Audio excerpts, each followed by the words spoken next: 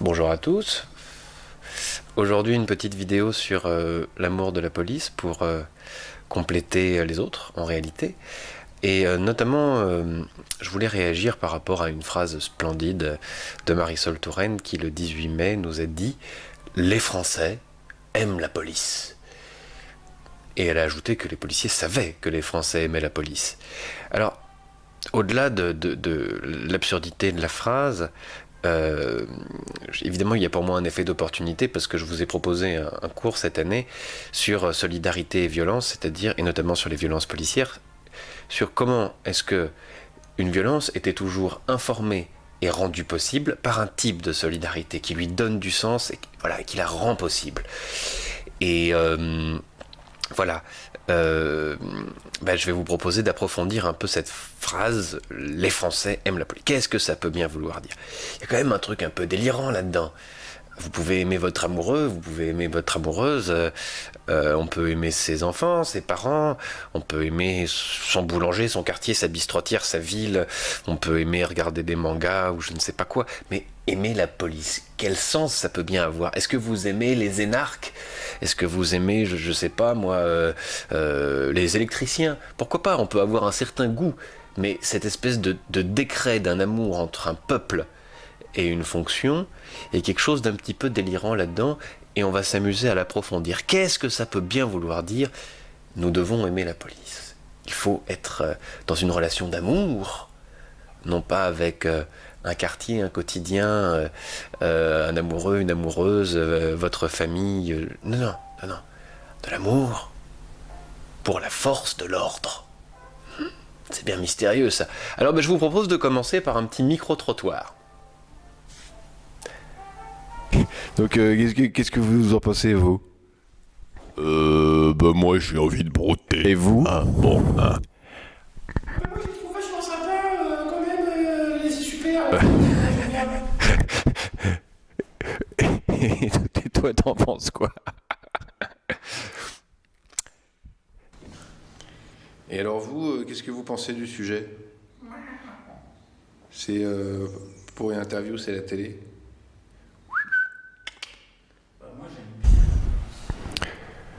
Bon, et alors, camarade Lénine, est-ce qu'il faut aimer la police? Nous, vote, ça dépend. La police politique ou l'autre police ça dépend. Alors, on va demander maintenant à Marie-Adélaïde de Mouzon ce qu'elle pense de l'amour de la police. Marie-Adélaïde, faut-il aimer la police?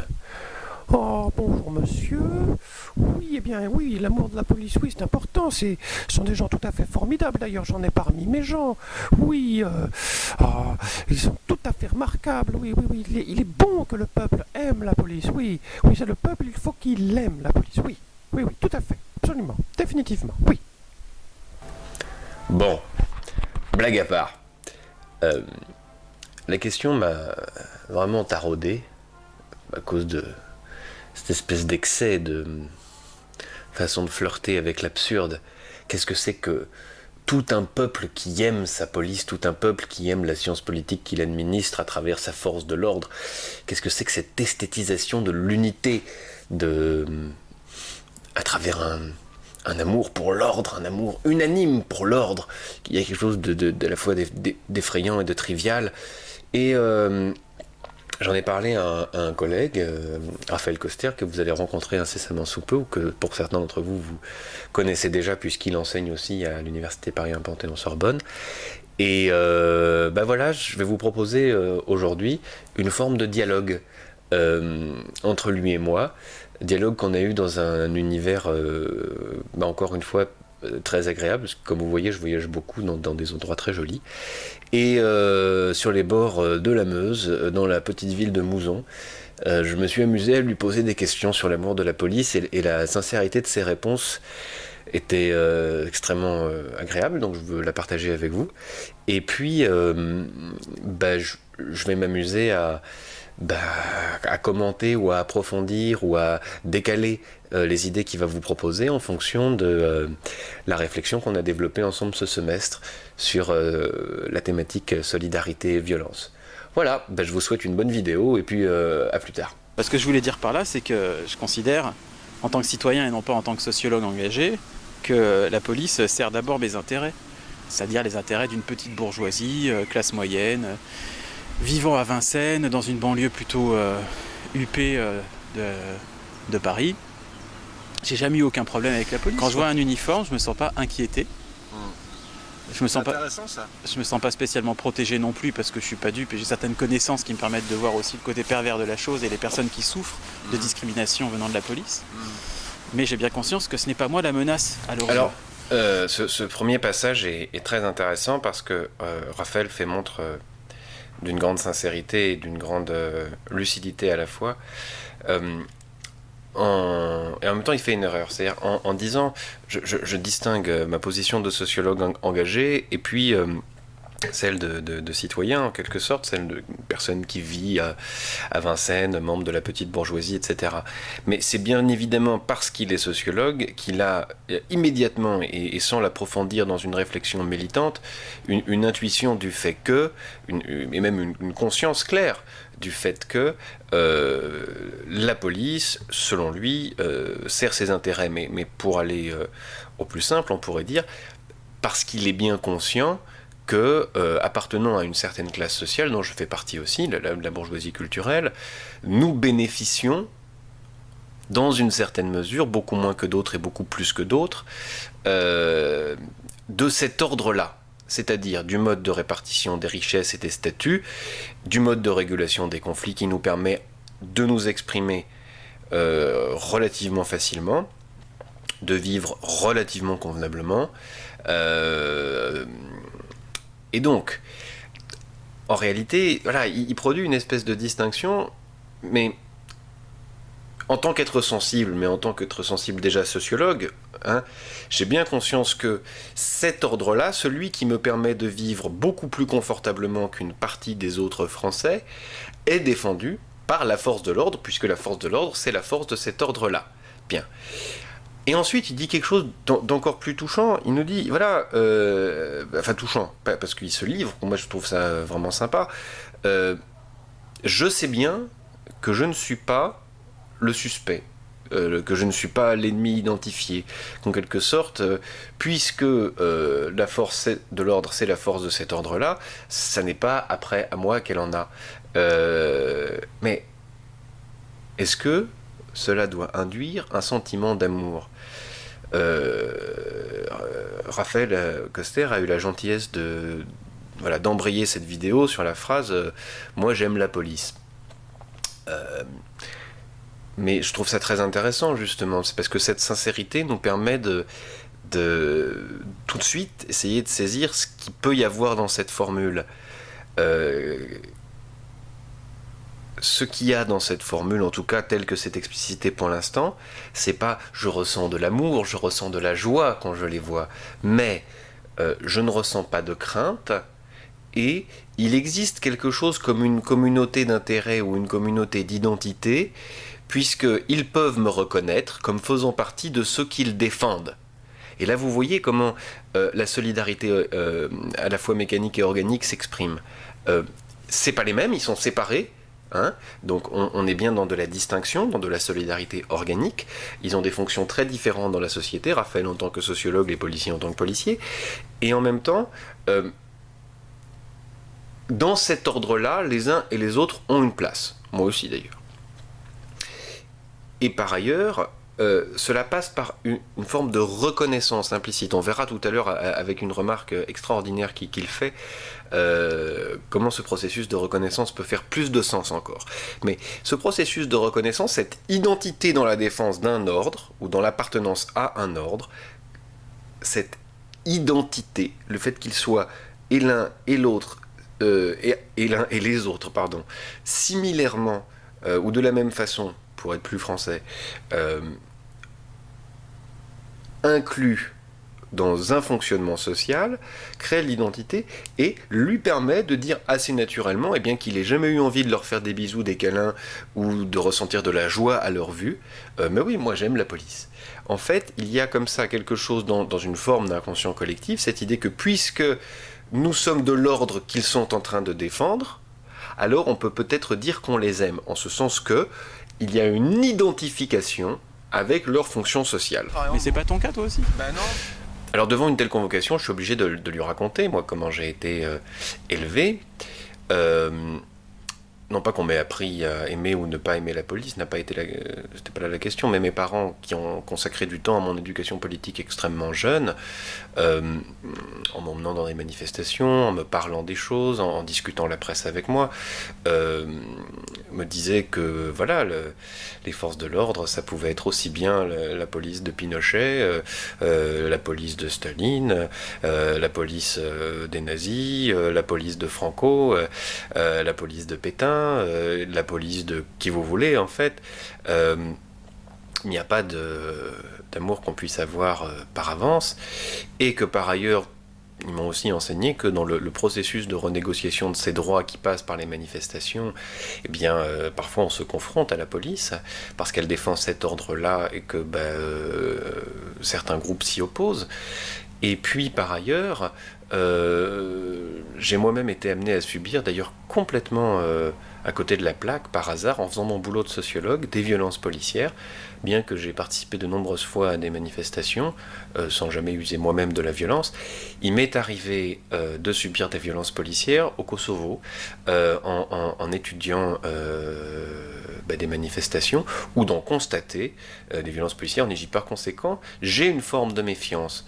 C'est-à-dire que j'ai bien conscience que ce qui fait la valeur et la vertu du corps policier, ça n'est évidemment pas la discipline et le respect de l'ordre et du droit que la police suit.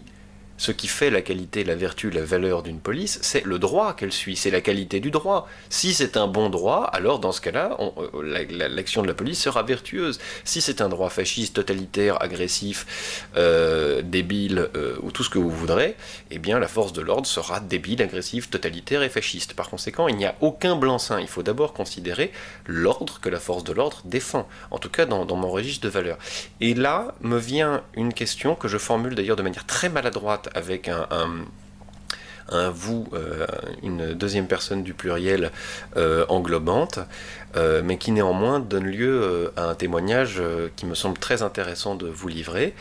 Raphaël est de confession juive et je l'interroge sur le fait que, en tant que membre d'une communauté qui a eu à souffrir dans sa chair, et puis dans sa chair en tant que peuple, violemment, de violence de corps armés, de corps militaires, de corps policiers, est-ce qu'il n'a pas gardé l'espèce d'intuition évidente que cette délégation de force, cette délégation du droit à la violence peut être un danger, un risque, quelque chose qu'il faut aborder avec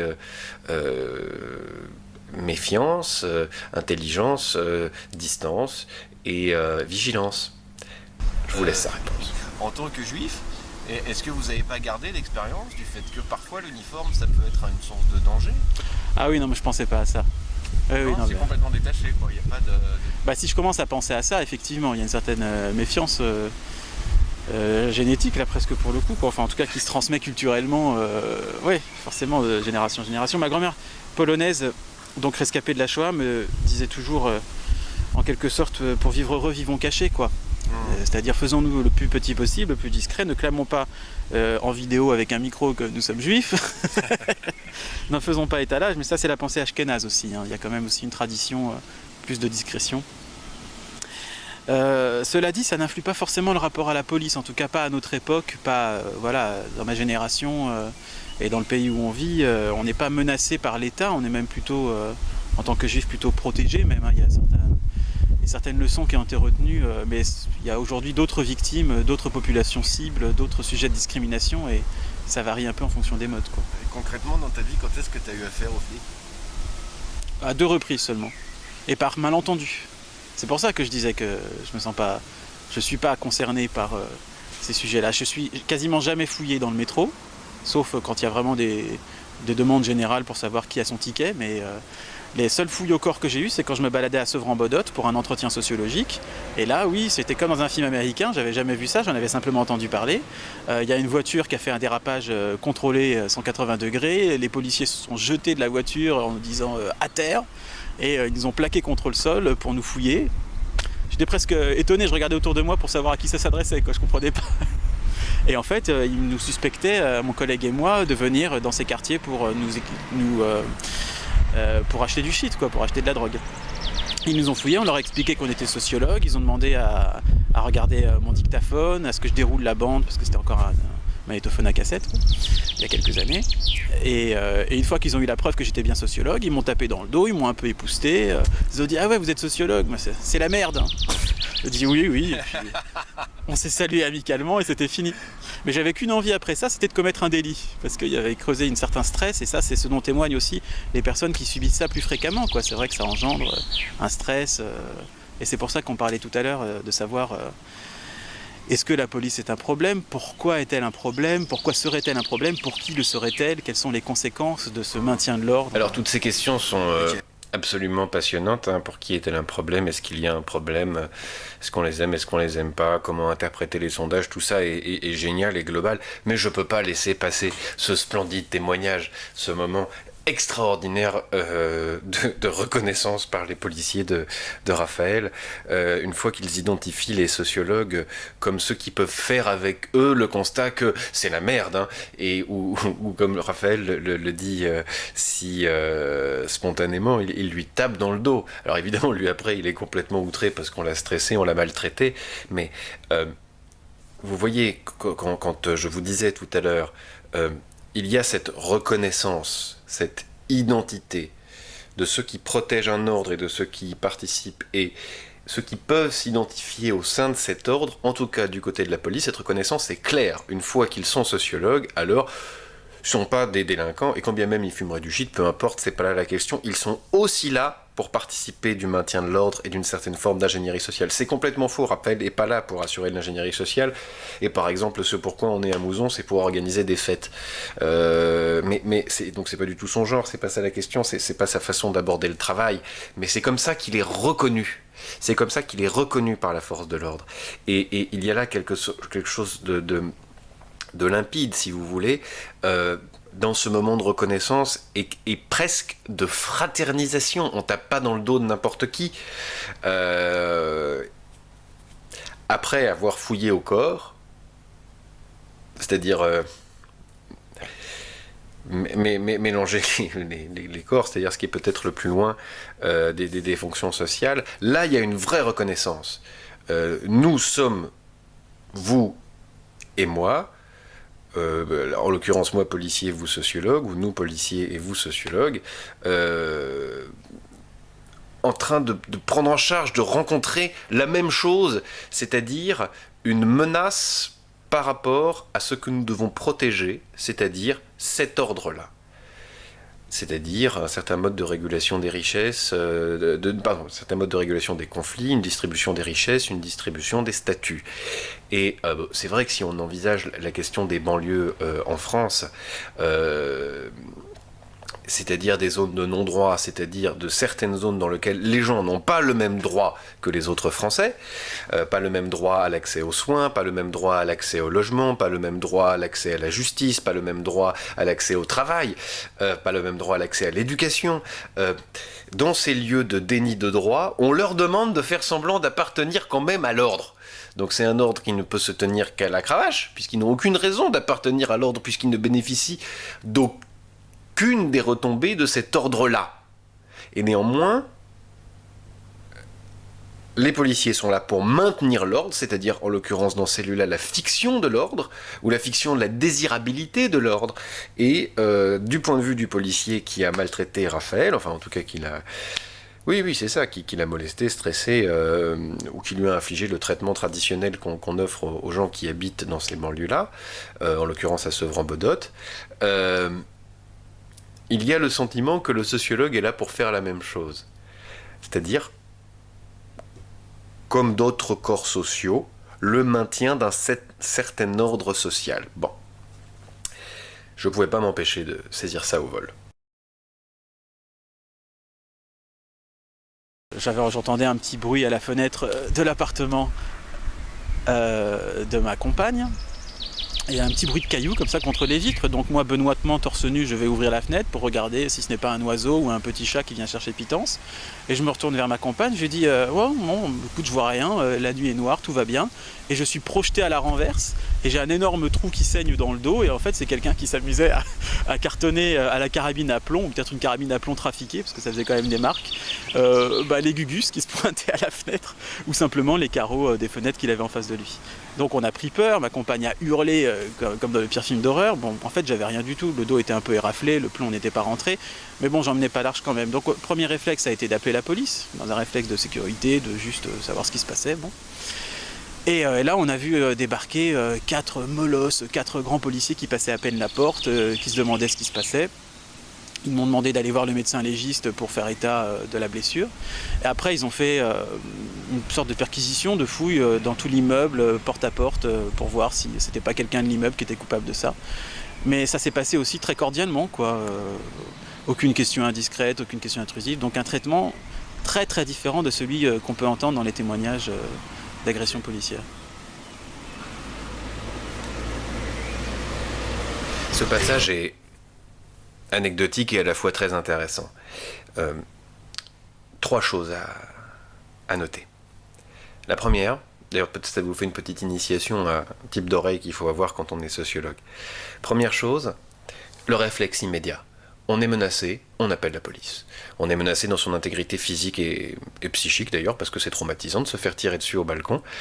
Et on appelle la police pour signifier l'événement, pour que les coupables ou le coupable soit trouvé et pour être mis en sécurité en un sens. Bon. Et puis poursuivre un genre de réflexe naturel. Puis, des policiers arrivent et l'échange est très cordial, c'est-à-dire qu'on est entre personnes dans leur bon droit et personnes en train de protéger le bon droit. Donc tout se passe bien. Et néanmoins, il est décrit en disant, il y a 4 molosses qui passent et qui ne pouvaient même pas passer par la porte. 4 molosses. Là, vous voyez, il y a une référence immédiate à la force. C'est la force, les molosses. C'est une espèce d'animalité. Et moi, ce que je trouve intéressant, c'est que on a complètement perdu une espèce d'appréciation naturelle de la police. Je vous rappelle la naissance simultanée des sciences policières et des sciences politiques, des Polizeiwissenschaft, puisque c'est dans un contexte allemand qu'elles sont nées comme cela. Il s'agit de la naissance d'un art de gérer la cité, aussi bien dans les façons d'administrer les marchés que pour assurer la sécurité des personnes et des biens, et aussi de la circulation des biens et des mesures et des règles. Donc voilà, c'est essentiellement un principe de régulation des marchés qu'étaient les grandes villes au XVIIe, au XVIIIe siècle. Et puis, en fait, le principe d'administration des choses et ce moyen d'administrer les choses disparaît complètement sous cette sensation de la puissance de la violence policière, de la force policière, qui finalement devient la manière naturelle d'appréhender celui qui n'est là que pour appliquer en réalité le règlement de la cité, règlement qui a cette spécificité de changer avec les lois, et donc on parlera plutôt d'application de la loi. Bon, on y retourne.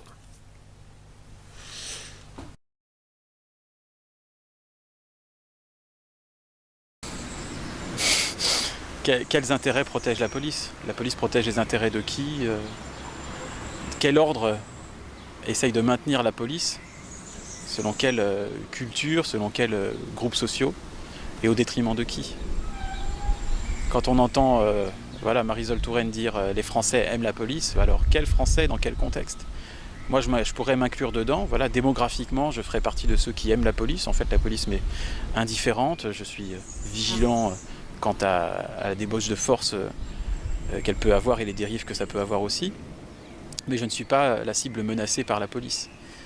Donc vraisemblablement je pourrais faire partie de ceux qui l'aiment, qui pourraient faire appel à elle lorsqu'il y a une sensation de menace, une inquiétude. Maintenant, moi je m'intéresse beaucoup plus à ceux qui ne l'aiment pas et aux raisons pour lesquelles elle ne serait pas aimée et comment la police pourrait répondre, s'adapter à ça. Résumé génial de la situation. Voilà une définition de l'amour qui est très très particulière. Je suis indifférent, nous dit-il. Elle ne menace pas mes intérêts, donc je l'aime. S'il fallait aimer tout ce qui nous est indifférent et qui ne menace pas nos intérêts, on serait dans une drôle de situation, on serait vraiment dans l'amour total, mais surtout, il n'est pas question de joie, il n'est pas question de sentiment, il est question simplement d'une indifférence et d'une distance. Et ensuite, évidemment, arrive l'individu critique qui dit, moi, ce qui est évidemment le plus intéressant, c'est ceux qui ne les aiment pas. Mais vous voyez bien qu'il n'y a pas de symétrie entre ceux qui les aiment et ceux qui ne les aiment pas. Ceux qui les aiment, entre guillemets, selon l'expression de Marisol Touraine, et ceux qui ne les aiment pas. Ceux qui les aiment sont dans une forme d'indifférence polie et dans une situation d'interdépendance. Ceux qui ne les aiment pas sont dans une position beaucoup plus sentimentale, beaucoup plus passionnée, d'affrontement, de grief, de ce qu'on entend traditionnellement par l'expression « je t'aime pas ». Là où, effectivement, on utilise ici la notion d'amour ou d'aimer pour décrire en fait tout ce qui manque et pour parler simplement d'une interdépendance. Mais je rends la parole à Raphaël. Pourquoi est-ce qu'on parle d'amour de la police ? C'est le rapport à l'État. La police représente la force exécutive de l'État. Alors tu me parles de force exécutive de l'État, pourquoi parler d'amour ? Parce qu'on parle de symbolique. À travers l'amour, c'est l'adhésion aux valeurs républicaines, aux valeurs étatiques qui est signifiée. Le problème, c'est que l'État, par la police, signifie sa violence et le maintien de son ordre homogène, univoque. Donc tu as raison, c'est vrai que c'est problématique. En tout cas, ça pose question de parler d'amour parce qu'on n'a pas affaire à un collectif contre un autre collectif, on a affaire à la société contre l'État, en fait, pour paraphraser Clastres. Donc à des collectifs sensibles, capables d'émotions, avec leurs intérêts divergents ou autres, et leur effervescence commune, avec une puissance étatique, anonyme, qui exprime sa répression à travers cet organe-là. Parler d'amour, c'est brosser le portrait d'une société idéale où les collectifs normés adhéreraient d'un seul mouvement à la loi qui leur est imposée. Et c'est tout ce que demande l'État, c'est qu'on aime la loi pour pouvoir l'intégrer. Ah oui mais non. En fait, dans une démocratie et a fortiori dans une république, le peuple souverain doit à la fois aimer la République, aimer pourquoi pas l'exercice démocratique de ses droits, mais surtout pas vouer un amour illimité à la loi. Le citoyen, le bon citoyen, c'est celui qui à la fois respecte la loi, mais en même temps s'indigne pour renouveler la loi. S'indigne pour que par la jurisprudence, par le travail parlementaire, par les manifestations, par les décrets gouvernementaux, etc., on transforme sans cesse la loi et on la renouvelle. Sinon, il s'agit non pas d'une loi, mais d'un règlement. Et par conséquent, quand il dit c'est brosser le portrait idéal d'une société dans laquelle le peuple adhérerait à la loi et la suivrait de manière univoque, il parle en réalité d'une société bloquée, d'une société impossible, absolument pas d'une société idéale, mais au contraire d'une pure folie réglementaire. C'était THX 1138, c'est l'horreur. C'est une société dans laquelle, en réalité, plus rien ne bougerait. Et les citoyens n'auraient plus leur travail de citoyen à faire. Ils ne seraient plus citoyens, mais simplement des agents d'une réglementation. Alors, c'est extrêmement intéressant parce que, ici, la police se situe à un niveau ambigu.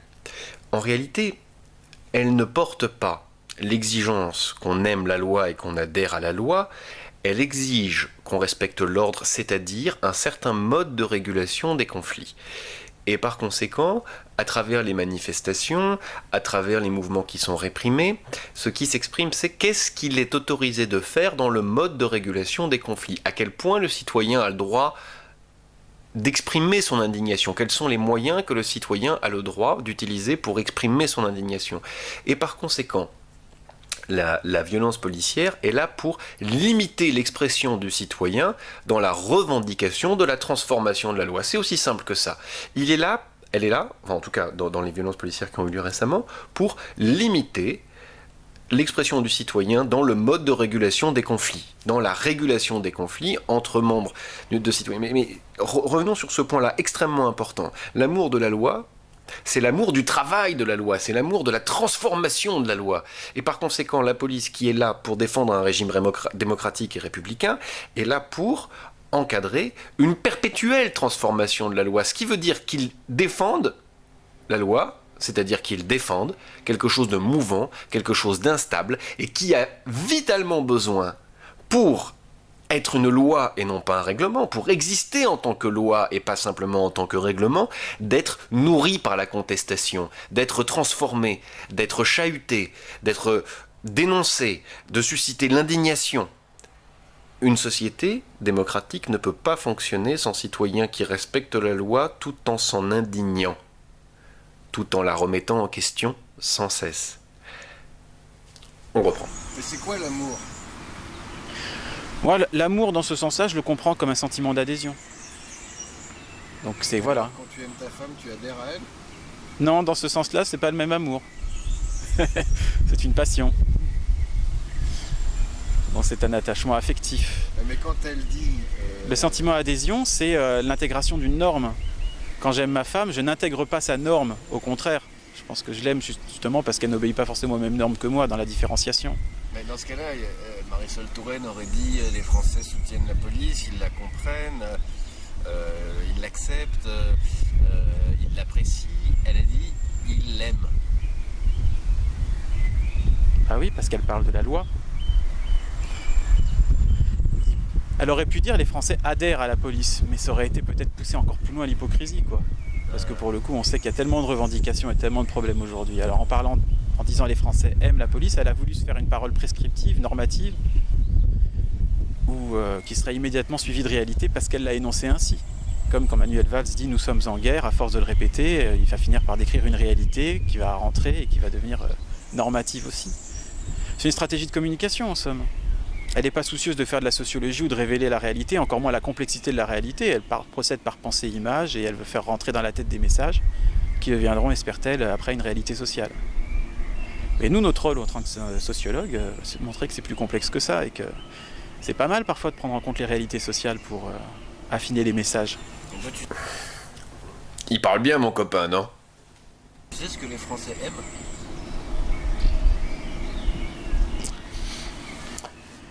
J'ai l'impression que le modèle associatif correspond plus à un rapport d'adhésion aujourd'hui, en tout cas tout ce qui est rapport à la proximité, tout ce qui est au plus proche de la singularité des collectifs, quoi. Si on reste à l'échelle du territoire local, on pourra dire que... Alors, si tu veux me dire ce que les Français aiment au niveau national, on va rentrer dans le sentiment de nationalisme, et ça me dérange un petit peu. Parce qu'en tout cas, dans tous les terrains sociologiques que je peux faire, moi, je vois jamais des Français qui aiment la France. Sauf voilà, si on aborde certains discours politiques, mais je vois voilà, des citoyens, des gens qui habitent une région, un quartier, qui ont un réseau associatif, des loisirs, des amis, et c'est ça qu'ils aiment, c'est ça qui les tient, c'est à ça qu'ils croient. Et s'ils connaissent quelques policiers dans le lot, eh ben c'est ça qu'ils aiment aussi. Je trouve que l'idée de police de proximité, c'était une bonne chose, ça a été supprimé pour des raisons économiques, mais ça pouvait répondre, atténuer en tout cas les violences qu'il y avait avec, par rapport à une force qui serait représentante d'un État et qui aurait les mêmes armes unilatérales, quels que soient les contextes, quoi. Moi, la question principale, c'est en quoi la police est-elle un problème? C'est pas une question naïve, je veux dire, je dis pas par là que la police n'est pas un problème, je dis vraiment en quoi est-elle un problème? Et partant de là, une fois qu'on a bien identifié le problème, est-ce que le problème vient de la discrimination, des représentations qui sont parmi les forces de police par rapport à certains quartiers qui seraient chauds, certaines populations qui seraient à risque? Est-ce qu'il est possible de renverser ces représentations? De quelle manière? Est-ce que c'est une question de ressources humaines, ou plus, comme je le crois, une question culturelle, quoi? Et dans ce cas-là, quels seraient les moyens d'éduquer, de former les forces de police à la connaissance des populations qui sont censées protéger et encadrer? Tu dis les forces, mais est-ce qu'il y a nécessairement besoin de force quand on a une police? La police représente la force. C'est la force de l'ordre, dit Fassin.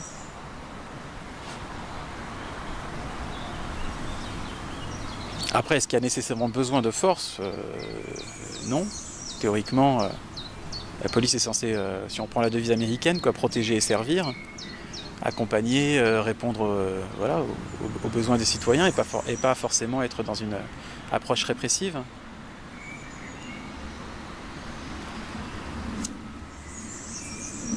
Alors qu'est-ce que tu Mais je appelles te- un problème? Le problème, il a à voir avec cette force-là, attachée à des notions de discrimination. Mais je te retourne la question, en fait. Tout à l'heure, tu m'évoquais Formule-là la question. la question, c'est tu m'évoquais tout à l'heure le modèle des sociétés traditionnelles. Donc la question qu'il y a derrière ça, c'est peut-on se passer de police dans nos sociétés aujourd'hui, urbaines en tout cas? Peut-on se passer de police sans rentrer dans des considérations anarchistes, dans une remise en cause totale du modèle néolibéral dans lequel nous sommes? Est-ce que il est possible de reformer la police au point de la supprimer, ou en tout cas de la changer de telle sorte qu'on dirait que c'est une toute autre La organe? réponse à cette question, elle est relativement simple de mon point de vue. Effectivement, il pourrait y avoir une société sans police, comme certaines sociétés traditionnelles ont existé, comme on en a parlé dans des vidéos précédentes de cours notamment. On peut parler par exemple des sociétés iroquoises ou amérindiennes plus généralement jusqu'au XVIIe siècle, XVIIIe siècle, dans lesquelles effectivement il n'existait pas de corps de police, pas de justice constituée, mais pas non plus d'administration d'État. C'est un peu délirant de faire des comparaisons pareilles entre des sociétés qui n'ont rien à voir. Et Raphaël y est attentif. Donc je vais répondre clairement à sa question. Est-ce qu'aujourd'hui on pourrait se passer de police? Bien, effectivement, s'il fallait l'envisager théoriquement, on pourrait se passer de police si et seulement si les règles qui nous séparent et nous rassemblent étaient plus aimées, étaient plus aimables. Il faudrait que nous aimions suffisamment les règles pour que la société demeure cohérente et que nous ne mettions pas toutes les règles à bas pour les redéfinir à l'échelle locale, pour diviser, refaire, reconstruire, s'affronter, prendre les armes, bref, peu importe, on s'en fout. La question est beaucoup plus simple, et je viens de la formuler. Comment faire pour que les règles soient suffisamment aimables et qu'on se reconnaisse tous les uns les autres à l'échelle qui est la nôtre aujourd'hui, c'est-à-dire à l'échelle française, à l'échelle en tout cas où on produit la loi aujourd'hui, pour que les règles soient suffisamment aimables pour que nous puissions les respecter, les suivre, sans police, être séparés par la règle sans avoir besoin d'une force de l'ordre pour nous séparer. Ou que le respect de la règle et l'amour de la règle soit tel que la police puisse n'être que symbolique. Par exemple, moi j'adore les Evzones, les soldats grecs, vous savez, qui sont en jupon et avec des jolies chaussures à pompons, qui défilent devant le Parlement grec, sur la place Syntagma, à Athènes, et ils sont très jolis, on peut les aimer. C'est-à-dire, effectivement, dans un cadre où nous aimerions la règle, où nous serions dans l'amour de la police, entendu comme l'amour des règles de la cité, entendu elle-même comme l'amour des règles de la République, de la démocratie, alors les policiers pourraient n'être que des décorations, des jolis statuts, des représentants de splendides, de beaux, de magnifiques représentants des règles que nous aimerions par ailleurs. Et par conséquent, on peut comprendre la formule « amour de la police » comme un signe vers ce que nous n'avons pas, ce que nous n'avons plus. Ils font signe par leur existence et par leur force nécessaire, vers ce qui manque, c'est-à-dire un amour de la règle, un amour suffisant des impôts, un amour suffisant du droit, un amour suffisant de la répartition des richesses, un amour suffisant de la répartition des prestiges, des statuts, des peines, des châtiments, etc., etc. Quand vous avez un système parfaitement intériorisé de règles, le maître du thé qui dans le Japon médiéval a mal servi le thé va se faire lui-même seppuku, parce qu'il a complètement intégré la règle et il l'aime. On n'a pas besoin de police pour lui imposer le châtiment. Vous comprenez? Il s'agit donc de bien voir que cette force-là est le signe vers un amour manquant, vers l'amour que nous n'avons pas les uns envers les autres, à travers un amour que nous aurions les uns et les autres, pour la règle qui nous unit et nous sépare en même temps, nous attribue des tâches, des statuts, des richesses, et en même temps forme notre identité. En d'autres termes, l'amour de la police, force de l'ordre, est rendu nécessaire par le manque d'amour pour la police, ensemble de règles appartenance à la cité, appartenance à la République. C'est le défaut de République qui crée la nécessité de violence publique, de monopole de la violence légitime. Bien. En d'autres termes, la formule amour de la police signifie quasiment immédiatement nous ne nous aimons pas assez.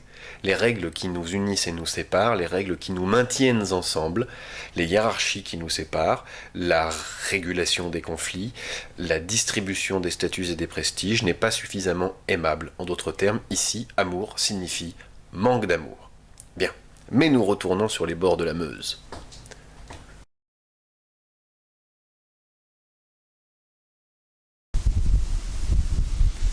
Je dirais que c'est peut-être tout bonnement un problème de médiation. Et je parle pas de communication, quoi. Des médiations comme des sortes de négociateurs, en tout cas des acteurs sociaux. Dans le livre de Didier Fassin, La force de l'ordre, moi les passages qui m'ont le plus révolté, c'est un livre qui révolte pas mal par tout ce qu'il raconte des dérives de la BAC qu'il a pu suivre pendant plusieurs années, là. La brigade anticriminalité. Quand il raconte comment des policiers sont arrivés dans des centres d'action sociale et ont sabordé le travail qui a été mené depuis des années en augmentant les discriminations, en faisant des fouilles humiliantes, en ayant des propos racistes. Ça, ce serait pas très compliqué a priori, à moins que je sois naïf, mais ce serait pas très compliqué à corriger en quelque sorte. C'est-à-dire travailler davantage de concert avec les acteurs sociaux, avoir davantage d'égards, comme les policiers peuvent avoir des égards à mon sujet et auprès des personnes qu'ils identifient comme des personnes non à problème. Pourquoi les acteurs sociaux, les gens qui font un travail sur le terrain, d'éducation, d'accompagnement, de formation des jeunes, pourquoi ces personnes-là ne sont pas prises en compte comme des partenaires potentiels des forces de police, quoi. En fait, là tu parles de la rencontre entre deux polices. Une qui est une force de l'ordre et une qui est plutôt un mouvement d'ordre, d'ordonnancement. L'une qui est une force, la police, et l'autre, le travailleur social, qui est aussi là pour essayer de faire tenir un certain ordre dans la population de cette police, où on trouve des espèces de dissonances culturelles massives en fait, tout se passe comme si il se sentait incompris, exclu, et il haïssait, il détestait les gens qu'il devait mettre au pas. Une espèce de haine, de mépris, de mimétisme aussi avec le voyou, qui est bien décrit par Didier Fassin dans les pratiques de la BAC. Mmh. Oui, d'où un peu comme si le travailleur social ôtait le pain de la bouche au policier. Il lui renvoie d'un seul coup un miroir extraordinairement violent, puisqu'il fait son travail à sa place. Et il le fait beaucoup mieux. Oui. Est-ce que c'est pas la preuve que les fonctions de la police sont beaucoup trop restrictives? Enfin, ce que Didier Fassin raconte aussi, et ce qu'on peut percevoir parfois, même en croisant certains policiers comme ça, dans des quartiers considérés en difficulté, c'est une forme d'oisiveté aussi, d'inactivité. Comme s'il y avait une certaine frustration à ne pas trouver son objectif, à ne pas réussir à traquer le crime ou le délit à chaque fois que c'était nécessaire. Et que lorsqu'ils avaient enfin quelque chose sous la main, même s'il n'y avait pas de délit réel, la simple possibilité de faire un contrôle d'identité était une sorte d'exutoire.